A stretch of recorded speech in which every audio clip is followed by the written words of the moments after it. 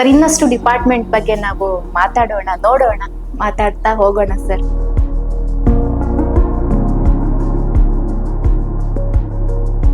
ಇದು ಒಂದು ನಮ್ಮ ಕ್ಯಾನ್ಸರ್ ಬ್ಲಾಕ್ ಲೀನಿಯರ್ ಆಕ್ಸಲರೇಟರ್ ಅಂತ ನಾವು ಹೇಳ್ತೀವಿ ಮೆಷಿನ್ಗೆ. ಈ ಮೆಷಿನ್ ಅಲ್ಲಿ ನಮ್ಮ ಈ ಕ್ಯಾನ್ಸರ್ ಆದವ್ರಿಗೆ ರೇಡಿಯೇಷನ್ ಥೆರಪಿ ಅಂತ ನಾವು ಹೇಳ್ತೀವಲ್ಲ, ಸೊ ರೇಡಿಯೇಷನ್ ಕೊಟ್ಟು ಇದನ್ನು ಮೆಷಿನ್ ಇದು ಕೂಡ ಯುನೀಕ್ ಮೆಷಿನ್.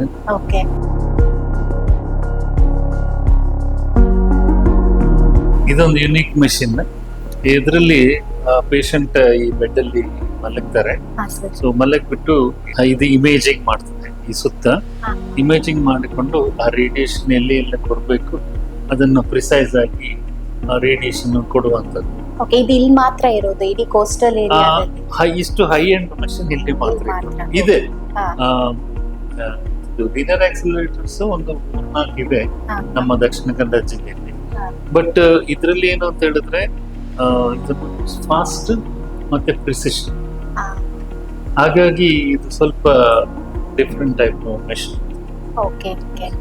ಕ್ಯಾನ್ಸರ್ ಹಾಸ್ಪಿಟಲ್ ಅಂತ ಹೊಸದಾಗಿ ನೀವು ಮಾಡಿದ್ದೀರಿ ಅಂತ ಅನ್ಸುತ್ತೆ. ಇದು ಕ್ಯಾನ್ಸರ್ ಬ್ಲಾಕ್ ಅಂತ, ಇದನ್ನೊಂದು ಕಾಂಪ್ರಹೆನ್ಸಿವ್ ಕ್ಯಾನ್ಸರ್ ಯೂನಿಟ್ ಅಂತ ನಾವು ಸಪರೇಟ್ ಬಿಲ್ಡಿಂಗ್ ಮಾಡಿದೀವಿ. ಯಾಕಂತ ಹೇಳಿದ್ರೆ ಈ ಇದರಲ್ಲಿ ರೇಡಿಯೇಷನ್ ಜಾಸ್ತಿ ಇರ್ತದೆ ಮೆಷಿನ್ ಆನ್ ಆದಾಗ. ಸೊ ಈ ರೇಡಿಯೇಷನ್ ಅನ್ನು ಕಂಟ್ರೋಲ್ ಮಾಡ್ಲಿಕ್ಕೋಸ್ಕರ ಇದರದೆಲ್ಲ ವಾಲ್ಗಳು ಸಾಧಾರಣ 1 ಮೀಟರ್ ಹಿಡಿದು ಕೆಲವು ಕಡೆ 2 ಮೀಟರ್ನಷ್ಟು ದೊಡ್ಡ ಕಾಂಕ್ರೀಟ್ ವಾಲ್ ಇದೆ. ಸೊ ಕಾಂಕ್ರೀಟ್ ವಾಲ್ ಇದನ್ನು ಬೇರೆ ಕಡೆ ಮಾಡ್ಲಿಕ್ಕೆ ಆಗುದಿಲ್ಲ. This is called bunker. ಎಲ್ಲ ಸುತ್ತಮುತ್ತ ಎಲ್ಲಿ ನೋಡಿದ್ರು ಇದು 1 ಮೀಟರ್ ಕಾಂಕ್ರೀಟ್ ದಪ್ಪದ ಬಂಕರ್. ಸೊ ಹಾಗಾಗಿ ರೇಡಿಯೇಷನ್ ಎಲ್ಲೂ ಹೋಗೋದಿಲ್ಲ. ಸೊ ಅದಕ್ಕೋಸ್ಕರ ಇದನ್ನ ನಾವು ಸೆಪರೇಟ್ ಮಾಡ್ತೀವಿ. ಹಾಗಾಗಿ ಇಲ್ಲಿ ಕ್ಯಾನ್ಸರ್ಗೆ ಸಂಬಂಧಪಟ್ಟದ ಎಲ್ಲ ಡಿಪಾರ್ಟ್ಮೆಂಟ್ಗಳು, ರೇಡಿಯೇಷನ್ ಆಂಕಾಲಜಿ ಅದಕ್ಕೆ ಕ್ಯಾನ್ಸರ್ಗೆ ಮೆಡಿಸಿನ್ ಕೊಡುವ ಇರಲಿ, ಮತ್ತೆ ಸರ್ಜಿಕಲ್ ಆಂಕಾಲಜಿ ಅಂತ ಹೇಳ್ತೀವಿ, ಹೆಮೆಟೋ ಆಂಕಾಲಜಿ ಬ್ಲಡ್ ಕ್ಯಾನ್ಸರ್ಸ್ ಅದೆಲ್ಲ ಬರ್ತದಲ್ಲ, ಅದಕ್ಕೆ ಟ್ರೀಟ್ಮೆಂಟ್ ಮಾಡೋ ಡಾಕ್ಟರ್ಸ್ ಎಲ್ಲ ಇಲ್ಲಿ ಇರ್ತಾರೆ. ಅದೇ ಪ್ರಕಾರ ಇದಕ್ಕೆ ಪೂರಕವಾಗಿರೋದು ಅಂತ ಹೇಳಿದ್ರೆ ಪೆಟ್ ಸಿಟಿ ಅಂತ. ಪೆಟ್ ಸಿಟಿ ನಾನು ಆಗ್ಲೇ ಹೇಳಿದಾಗೆ ಪೆಟ್ ಸಿಟಿ ನಮ್ಮಲ್ಲಿರೋ ಪೆಟ್ ಸಿಟಿಗೆ ಹೋಗಲ್ಲ. ನಮ್ಮ ಪೆಟ್ ಸಿಟಿಗೆ ಇರೋದು ಇಟ್ಸ್ ಯುನೀಕ್ ಪೆಟ್ ಸಿಟಿ. ಹಾಗಾಗಿ ನಾವು ಪೆಟ್ ಸ್ಕ್ಯಾನ್ ಅಂತ ಹೇಳಿ ನಾವು ಅದನ್ನು ಹಾಕಿದಾಗ ಫಸ್ಟಿಗೆ ನಮ್ಮದು ವಿ ಗಾಟ್ ಎಂತದ್ದು ಪ್ಯಾನ್ ಇಂಡಿಯಾದಲ್ಲಿ ರೆಕಗ್ನಿಷನ್ ಆಯ್ತು ನಮ್ಗೆ. We got one of the best hospitals in the country ಅಂತ ಹೇಳಿ ಟಾಪ್ 10 ಹಾಸ್ಪಿಟಲ್ ಅಲ್ಲಿ ನಮ್ಮ ಕೂಡ ಹೆಸರು ಬಂತು. ಯಾಕಂತ ಹೇಳಿದ್ರೆ ಆ ಎಕ್ವಿಪ್ಮೆಂಟ್ ಗಳನ್ನ ತಗೊಂಡವ್ರು ಜಾಸ್ತಿ ಇರ್ಲಿಲ್ಲ, ತುಂಬಾ expensive and very high end. So ಹಾಗಾಗಿ ಅದನ್ನ ನೋಡುವ.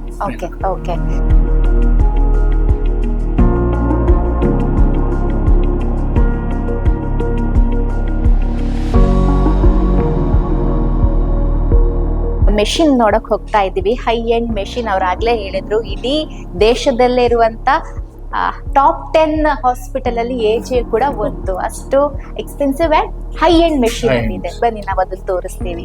ಇದು ಬಂದು ಪೆಟ್ ಸಿಟಿ ಅಂತ ಹೇಳಿ ಮೆಷಿನ್. ಇದು ಯೂಶಲಿ ಕ್ಯಾನ್ಸರ್ ಡಿಟೆಕ್ಷನ್ ಗೆ ಆಗ್ತದೆ. ಇದರಲ್ಲಿ ಕ್ಯಾನ್ಸರ್ ಎಲ್ಲಿಯಾದ್ರೂ ಬೇರೆ ಕಡೆ ಸ್ಪ್ರೆಡ್ ಆಗಿದೆಯಾ ಬಾಡಿಯಲ್ಲಿ, ಇದು ಫುಲ್ ಬಾಡಿ ಸ್ಕ್ಯಾನ್ ಮಾಡುವಂತ ಮೆಷಿನ್. ಇದರಲ್ಲಿ 2 ಪಾರ್ಟ್ ಇದೆ. ಒಂದು CT ಸ್ಕ್ಯಾನ್ ಅಂತ.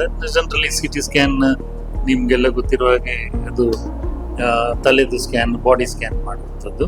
ಆ CT ಸ್ಕ್ಯಾನ್ ಅಲ್ಲಿ ನಮ್ಗೆ ಇಮೇಜ್ ಬಾಡಿ ಒಳಗೆ ಹೇಗಿದೆ ಅಂತ ಇಮೇಜ್ ಕಾಣ್ತದೆ. ಅದರ ನಂತರ ಅದರ ಹಿಂದಿನ ಭಾಗ ಅದರದ್ದು ಪೆಟ್ ಪಾರ್ಟ್ ಅಂತ ನಾವು ಹೇಳ್ತೀವಿ.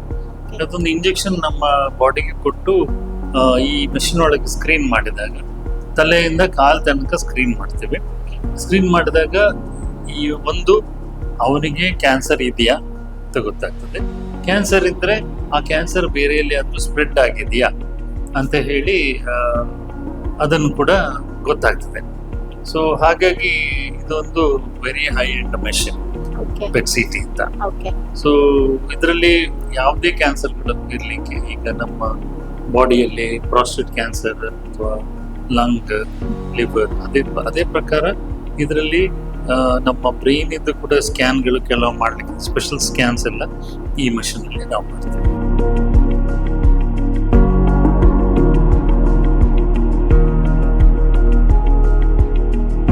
ಇದ್ರದ್ದು ಕಾಸ್ಟ್ ಎಷ್ಟಾಗುತ್ತೆ ಅಂತ ಕೇಳ್ಬೋದಾ? ಇದಕ್ಕೆ ಒಂದು 12 ಕೋಟಿ ಆಗಿದೆ.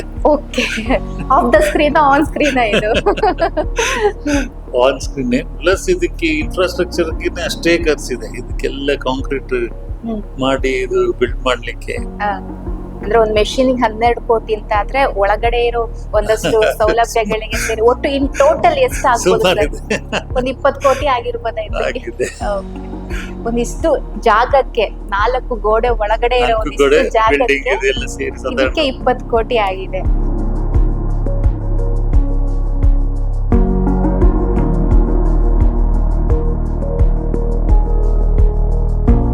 ನಾವು ಸಿಟಿ ಸ್ಕ್ಯಾನ್ ರೂಮ್ ಅಲ್ಲಿ ಇದೀವಿ ಅಲ್ವಾ ಡಾಕ್ಟರ್? ಎಸ್, ಇದ್ರ ವಿಶೇಷತೆ ಏನು? ನಾವು ವಿಶೇಷವಾಗಿ ಇದನ್ನೇ ಹುಡ್ಕೊಂಡು ಬಂದಿದ್ದೀವಿ, ಯಾಕಂದ್ರೆ ಇದು ಎಲ್ಲೂ ಇಲ್ಲ ಅಂತ ನಾನು ಕೇಳಲ್ಪಟ್ಟಿದ್ದೀನಿ. Doctor, over to you. ಇದು ಬಂದು ಸಿಟಿ ಸ್ಕ್ಯಾನ್. ಇದು ಕೂಡ ಒಂದು top of the line CT scan. ಇದು 56 ಲೈಸ್ ಸಿಟಿ ಅಂತ ನಾವು ಹೇಳ್ತೀವಿ. ಇದರಲ್ಲಿ ನಮ್ದು ಹಾರ್ಟ್ ಅದು ಸ್ಕ್ಯಾನ್. ಈಗ ನಾವು ಬಹಳಷ್ಟು ಜನ ಸ್ಕ್ರೀನಿಂಗ್ ಅಂತ ಬರ್ತಾರೆ. ಈಗ ಮೊದಲೆಲ್ಲ ಆಂಜಿಯೋಗ್ರಾಮ್ ನಾವು ಮಾಡ್ತಾ ಇದ್ದೆ. ಆಂಜಿಯೋಗ್ರಾಮ್ ಅಂತ ಕ್ಯಾತ್ ಲ್ಯಾಬ್ಗೆ ತಗೊಂಡೋಗಿ ನಾವು ಕಾಲಲ್ಲಿ ಒಂದು ವೈರ್ ಹಾಕಿ ಮಾಡುವಂಥದ್ದೊಂದು ಸ್ಕ್ಯಾನ್ ಇತ್ತು. ಈಗ ಈ ಮೆಷಿನ್ ಬಂದ ಮೇಲಿಂದ ಕೈಗೆ ಒಂದು ಇಂಜೆಕ್ಷನ್ ಕೊಟ್ಟು ಹಾರ್ಟಿದೆಲ್ಲ ಏನೆಲ್ಲ ಬ್ಲಾಕ್ ಇದೆ, ಏನು ತೊಂದರೆ ಇದೆ ಅಂತ ನೋಡ್ಲಿಕ್ಕೆ ಆಗ್ತದೆ. ಇತ್ತೀಚಿನ ದಿನಗಳಲ್ಲಿ ಯಂಗ್ಸ್ಟರ್ಸ್ಗಳಿಗೆಲ್ಲ ಜಾಸ್ತಿ ಹಾರ್ಟ್ ಇದು ಪ್ರಾಬ್ಲಮ್ ಬರ್ತಾ ಇದೆ. ಅವರಿಗೆ ಆಗಾಗ ಅಟ್ಯಾಕ್ ಆಗೋದು ಅಥವಾ ಕೆಲವರು ಜನ ಸಾವನ್ನು ಕೂಡ ಅಪ್ಪಿದ್ದಾರೆ. ಸೊ ಹಾಗಾಗಿ ಇತ್ತೀಚಿನ ದಿನಗಳಲ್ಲಿ ಈ ಕೊರೋನರಿ ಸ್ಕ್ರೀನಿಂಗ್ ಸ್ಕ್ಯಾನಿಂಗ್ ಅಂತ ಜಾಸ್ತಿ ಆಗ್ತಾ ಇದೆ. ಹಾಗೆ ದಿನಕ್ಕೆ ತುಂಬಾ ಜನ ಬಂದು ಈ ಸ್ಕ್ಯಾನ್ ಕೂಡ ಮಾಡ್ತಾ ಇದ್ದಾರೆ. ಸೊ ಇದರಿಂದ ಅದು ಬೆಳಿಗ್ಗೆ ಬಂದು ಒಂದು 5-10 ನಿಮಿಷದಲ್ಲಿ ಆಗ್ತದೆ. ಸೊ ಇದು ಸಿಂಪಲ್ ಪ್ರೊಸೀಜರ್. ಸೊ ಇದನ್ನು ಮಾಡಿ ತುಂಬಾ ಜನರು ಇದ್ರ ಉಪಯೋಗ ಕೂಡ ಪಡ್ಕೊಂಡಿದ್ದಾರೆ. ಸೊ ಇತ್ತೀಚಿನ ದಿನಗಳಲ್ಲಿ ನಾನು ಈಗಾಗಲೇ ಹೇಳಿದ ಹಾಗೆ ಈ ಕಾರ್ಡಿಯಾಕ್ ಸ್ಕ್ಯಾನ್ ಮಾಡುವಂಥದ್ದು ಜಾಸ್ತಿ ಆಗಿದೆ. ಹಾಗಾಗಿ ಇದೊಂದು ಹೈ ಎಂಡ್ ಸ್ಕ್ಯಾನಿಂಗ್ ಮೆಷಿನ್. ಇದರಲ್ಲಿ ಕರೆಕ್ಟ್ ಪ್ರಿಸೈಸ್ ಆಗಿ ಹಾರ್ಟ್ ಏನು ಪ್ರಾಬ್ಲಮ್ಗಳಿದೆ ಗೊತ್ತಾಗ್ತದೆ. ಓಕೆ, ಇನ್ನೊಂದು ಹೊಸ ಯೋಜನೆ ಕ್ಯಾಪ್ ಅಂತ, ನೀವು ಅದ್ರ ಬಗ್ಗೆ ವಿವರಿಸಬೇಕು. ಅದ್ರ ಅಂಡರ್ ಅಲ್ಲಿ ಒಂದಷ್ಟು ಇದಿದೆ, ಡಿಪಾರ್ಟ್ಮೆಂಟ್ಸ್ ಗಳಿದಾವೆ, ಅದೆಲ್ಲ ನೀವು ಹೇಳ್ಬೇಕು. ಯಾಕಂದ್ರೆ ಮೆಡಿಕಲ್ ಟರ್ಮ್ ಒಂದಷ್ಟು ನನಗೆ ಗೊತ್ತಾಗೋದಿಲ್ಲ, ನಿಮ್ ಬಾಯಲ್ಲಿ ಕೇಳಿದ್ರೆ ಅದು ಚಂದ. ಹೇಳಿ ಸರ್. ಕ್ಯಾಪ್ ಅಂತ ಹೇಳಿದ್ರೆ ಸೆಂಟರ್ ಫಾರ್ ಅಡ್ವಾನ್ಸ್ ಪ್ರೊಸೀಜರ್ಸ್ ಅಂತ.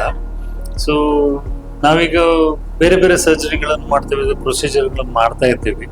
ಅದನ್ನ ನಾವು ಒಂದೊಂದನ್ನೇ ಅದನ್ನು ವಿವರಿಸ್ಕೊಂಡು ಇಡೋಕ್ಕಾಗೋದಿಲ್ಲ. ಸೊ ಅದನ್ನ ನಾವೊಂದು ಟ್ಯಾಗ್ ಲೈನ್ ಮಾಡಿದ್ವಿ, ಸೆಂಟರ್ ಫಾರ್ ಅಡ್ವಾನ್ಸ್ ಪ್ರೊಸೀಜರ್ಸ್ ಅಂತ. ಅದರಡಿ ಈ CT scan, pet CT, bone marrow transplantation, ಮತ್ತೆ ನಮ್ಮ ಆಂಕಾಲಜಿಕಲ್ ಸರ್ವಿಸ್, ರೊಬೋಟಿಕ್ ಸರ್ಜರಿಲಿ ನಮ್ದು ಲ್ಯಾಪ್ರೋಸ್ಕೋಪಿಕ್ ಅಸಿಸ್ಟೆಡ್ ರೊಬೋಟಿಕ್ ಸರ್ಜರಿ ಕೂಡ, ಅದನ್ನು ನಾನು ಆಗಾಗಲೇ ಹೇಳಿದೆ, ಹೈ ಎಂಡ್ ಮೆಷಿನ್ ಇದೆ. ಅದೇ ಪ್ರಕಾರ ಈಗ ನಾವು ನೀ ಜಾಯಿಂಟ್ ಕೂಡ ಸರ್ಜರಿ ಮಾಡುವಾಗ ಕೂಡ ರೋಬೋಟ್ ತಂದಿದ್ದೀವಿ. ಸೊ ನೀ ಜಾಯಿಂಟ್ ಸರ್ಜರಿ ಕೂಡ ಅದರಲ್ಲಿ ಆಗ್ತದೆ. ಅದೇ ಪ್ರಕಾರ ನಾವು ಕಿಡ್ನಿ ಟ್ರಾನ್ಸ್ಪ್ಲಾಂಟ್, ಲಿವರ್ ಟ್ರಾನ್ಸ್ಪ್ಲಾಂಟ್ ನಾವು ಮಾಡ್ತಾ ಇದ್ದೀವಿ ಇಲ್ಲಿ. ಸೊ ಈಗ ಹಾರ್ಟ್ ಟ್ರಾನ್ಸ್ಪ್ಲಾಂಟಿಗೆ ಕೂಡ ನಮ್ಗೆ ಪರ್ಮಿಷನ್ ಆಗಿದೆ. ಮುಂದಿನ ದಿನಗಳಲ್ಲಿ ಈ ನಾವು ಹಾರ್ಟ್ ಮತ್ತೆ ಲಂಗ್ ಟ್ರಾನ್ಸ್ಪ್ಲಾಂಟ್ ಕೂಡ ಶುರು ಮಾಡ್ತಾ ಇದ್ದೀವಿ. ಓಕೆ.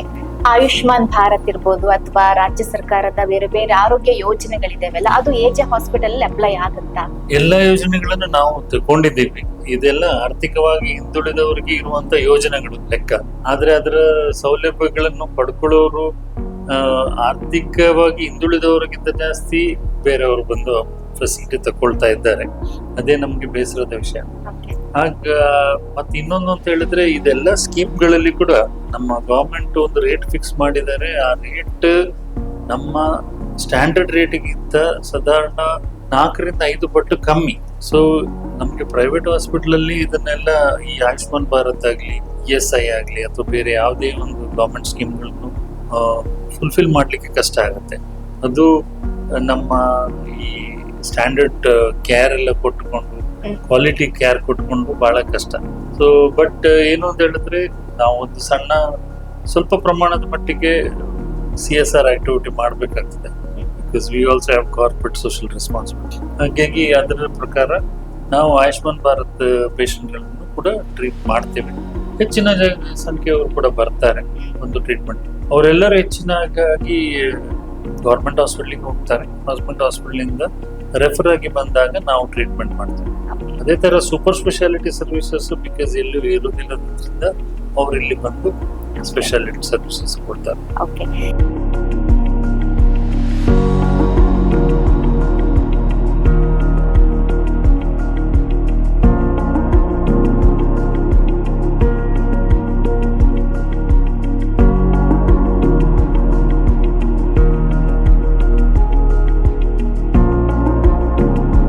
ಇದು ಬಂದು ಇನ್ನೊಂದು ಹೊಸ ಮೆಷಿನ್ ನಾವು ಇತ್ತೀಚೆಗೆ ಹಾಕಿದ್ದು.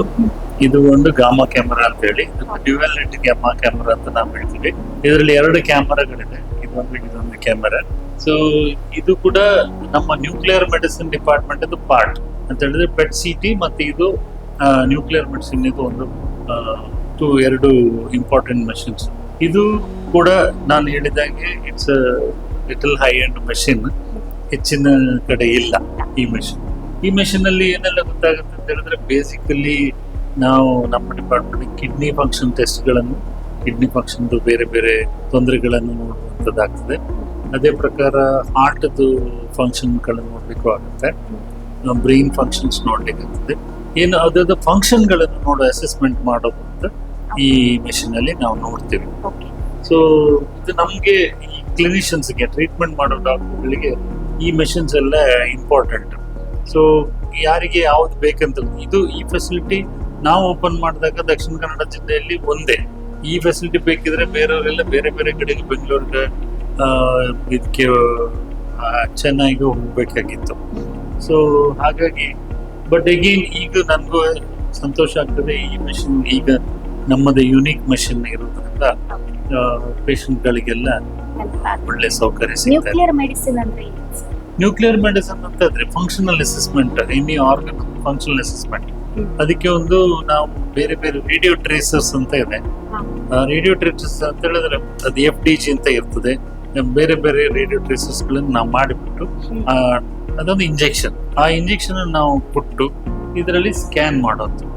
ಆಗ ಅದು ಒಂದೊಂದೊಂದು ಅಂಗಗಳಿಗೆ ಬೇರೆ ಬೇರೆ ರೇಡಿಯೋ ಟ್ರೇಸರ್ಸ್ ಗಳಿದೆ. ಸೊ ಅದು ಇವರದ್ದು ಕಿಡ್ನಿ ಫಂಕ್ಷನ್ಗೆ ಒಂದು ರೇಡಿಯೋ ಟ್ರೇಸರ್ ಇದೆ, ಕ್ಯಾನ್ಸರ್ ಸ್ಕ್ರೀನಿಂಗ್ಗೆ ಅದು ಬೇರೆ ಕಡೆ ಸ್ಪ್ರೆಡ್ ಆಗಿದೆ ಅಂತ ನೋಡ್ಲಿಕ್ಕೆ ಅದಕ್ಕೊಂದು ಬೇರೆ ರೇಡಿಯೋ ಟ್ರೇಸರ್ಸ್ ಇದೆ. ಹಾಗೆ ಇದೆಲ್ಲ ARB ಕಂಟ್ರೋಲ್, ನಮ್ಮ ಬಾಬಾ ಅಟಮಿಕ್ ರಿಸರ್ಚ್ ಸೆಂಟರ್ ಅಂಡರ್ ಇದೆಲ್ಲ ಬರುತ್ತೆ. ಎಲ್ಲದಕ್ಕೂ ಸರ್ಟಿಫಿಕೇಶನ್ ಬಾಬಾ ಅಟಮಿಕ್ ಸೆಂಟರ್ ಇಂದ ಬರ್ತದೆ.